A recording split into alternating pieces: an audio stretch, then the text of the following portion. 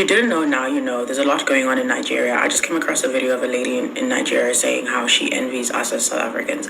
And the truth is, and she was basically speaking about how, we talk about a family meeting at 8 p.m. when Cupcake is about to speak.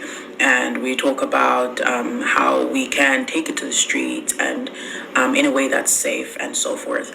But I was thinking about this because the truth is, we as South Africans, especially South Africans of color, particularly Black South Africans, like, we don't have anywhere else to go. Like, as a person who has traveled, Nigerians are everywhere in the world.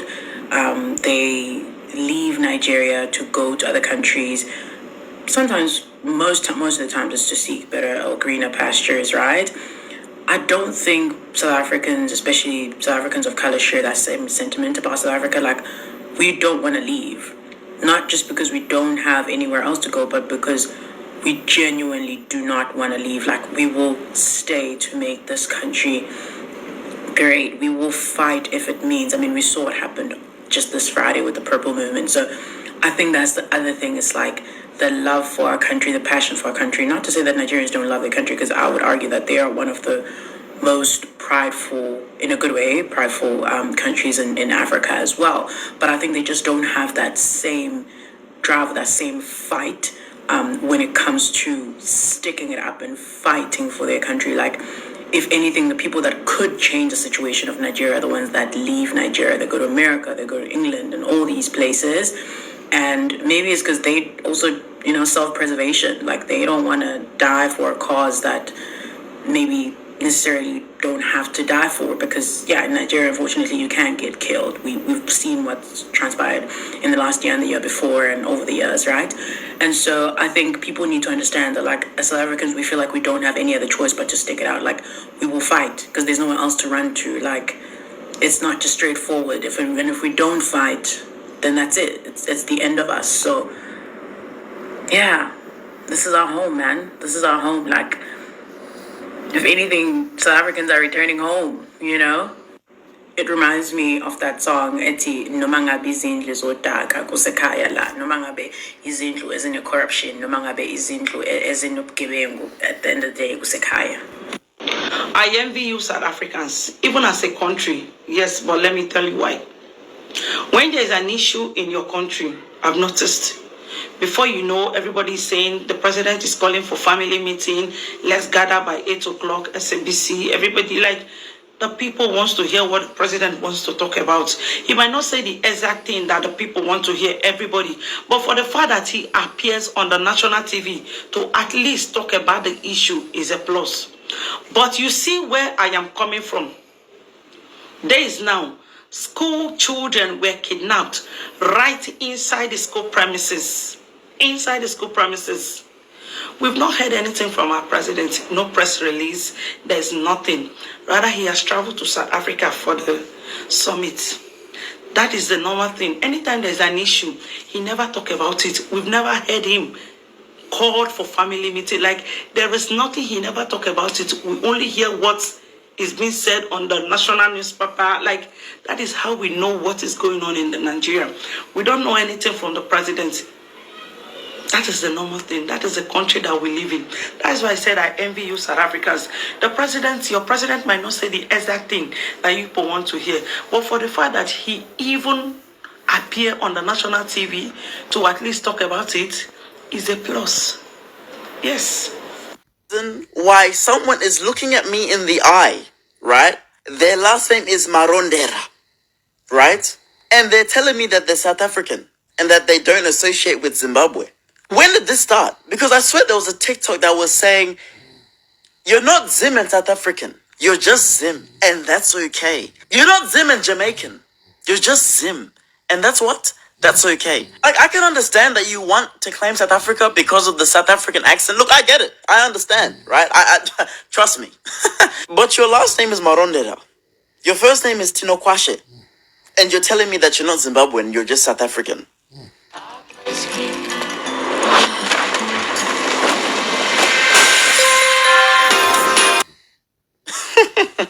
Identity crisis. It's an identity crisis. I need you to look yourself in the mirror, understand your last name and your first name, and look yourself in the mirror and say to yourself, it's okay to be Zimbabwean, because it is.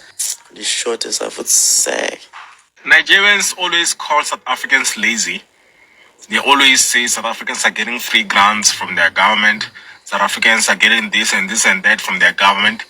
And then on their private spaces on social media, Nigerians are always crying about their government not giving them grants, about their government not doing this and that for them, about their government not building schools, toilets, infrastructure for them. You know, those same things that they are crying about in their country are because they have an incompetent government are the same things that they are making fun of South Africans about.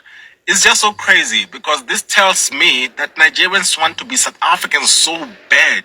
They wish they were South Africans, like in terms of being on the receiving side of their government, you know. But because they are not, then they are trying to belittle and to make fun of South Africans for getting what they wish they were getting from their own government. It's just so crazy and so 5 things that are better in South Africa but not in America. Number 1, airlines. I mean, airlines in the US the local airlines are so crap. Like, you don't enjoy flying here. You want to avoid it. I'll give you guys an example. They're always late, by the way. There's always something wrong, late, delayed, whatever. I'll just give you an example. I was flying from Austin, Texas to Miami, and then I had to make a stop in Atlanta because there was no direct flight. I was booking it like 2 hours before the trip anyway. But when I arrived in Atlanta, I only had an hour before I connect my flight. So my flight from Texas to Atlanta was delayed for some reason. So I arrived a little bit late not even a little bit late, maybe 40 minutes later in Atlanta, Georgia. And then by the time I could get to the gate to make the next connection, the flight was already closed, gone. And then the airline just thought that was normal. Okay, they're like, oh yeah, let me look up your name. We can try to put you on the next flight. I'm like, you're gonna try? Put me on another airline. That in South Africa wouldn't happen at all. The flights are always on time. Everybody's professional, and you actually enjoy even short flights from, like, Johannesburg, Cape Town. They're really good. The airlines are professional. That I'll give to South Africa. The second one is accommodation, man. Like, for you to get 5-star level quality accommodation in America, you have to spend a lot of money. And even though you spend, sometimes you might still be disappointed.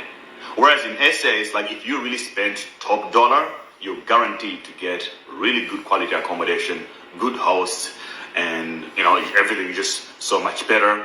You basically, the more you spend, you really get a higher quality of life in return. In America, not so much. You can spend a lot of money, but the quality doesn't really increase that much. There's not much difference once you're in the middle, already in the middle of the spend. The third thing is obviously food. I don't even want to get started with this one. I think everybody knows about this one already. It's no secret. SA steak slaps hard, and the local food is amazing. Here, it's just a lot of processed food. You don't want to eat it. Number 4 is service. So South African is not necessarily the best at service, to be fair. Like, I wouldn't even put it in the top 10 of all the places that I've traveled to, but it's still way better than America. In South Africa, a waiter would expect a tip when he really knows that he put in the work and he gave you the best service, and they try to really give you the best service. In America, when you pay even for a coffee, there's always a screen, boom, asking you for a tip. At a restaurant, 10%, 15%, 20%, you have to basically click on customize and change the amount either to no tip or put in a small percentage. Like, there is an aggression for tips here, but the service is crap. It's like, you gave me a terrible service. How the fuck do you expect a tip from me? It just doesn't make sense. So service in SA definitely slaps harder. It's better. And the last thing is women.